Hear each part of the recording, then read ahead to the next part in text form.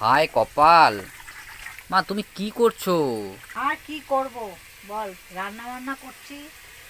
Hello বন্ধুরা, বাড়িতে আসলাম আর মাকে এসে এখনো দেখছি না মা কোথায় আছে। তো ফার্স্টে দেখা করব মার সাথে, মা কি করছে চলো সেটা গিয়ে দেখি।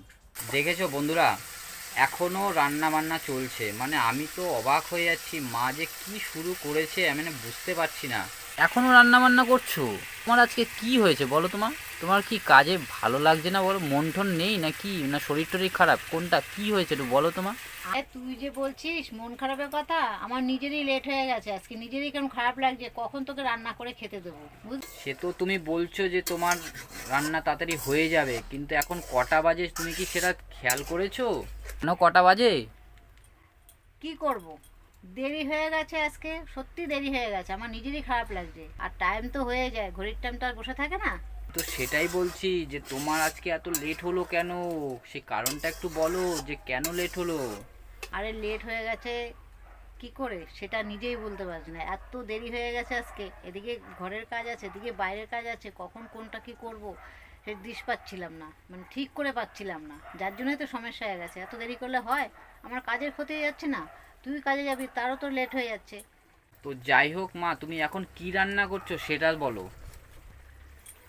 সকাল থেকে অনেক রান্না হয়েছে, সকালে রুটি তরকারি করলাম, তারপরে গিয়ে ডাল সিদ্ধ হলো, এখন আপাতত পনির রান্না করছি। ও, এখন পনির বসিয়েছো? হ্যাঁ। তো পনির তো বেশ অনেকটা হয়েও এসছে। পনির তো এখন হয়ে আসছে, এখন কি করব কত, এখন তাড়াতাড়ি করে এটা রান্নাটা সেরে একটু বেগুনি করব। আবার আজকে বেগুনি করবে? আজকে একটু ইচ্ছা হলো আবার একটু বেগুনি করে খাই, সেদিনকার করেছি খুব ভালোই লেগেছে।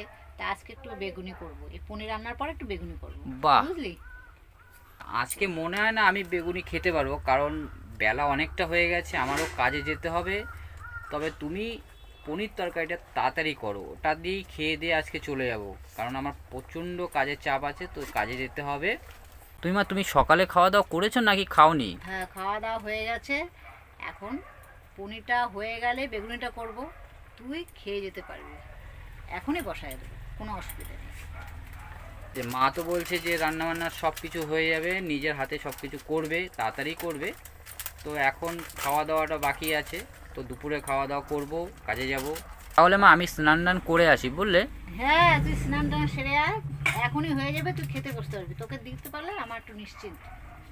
ঠিক আছে, তুমি তাড়াতাড়ি রান্নাবান্না করো, যাক লেট হয়েছে হয়েছে, আজকে হয়েছে, নেক্সট টাইম চাইবে একটু তাড়াতাড়ি করো যাতে আমাদের সুবিধা হয় খেয়ে যেতে কাজে।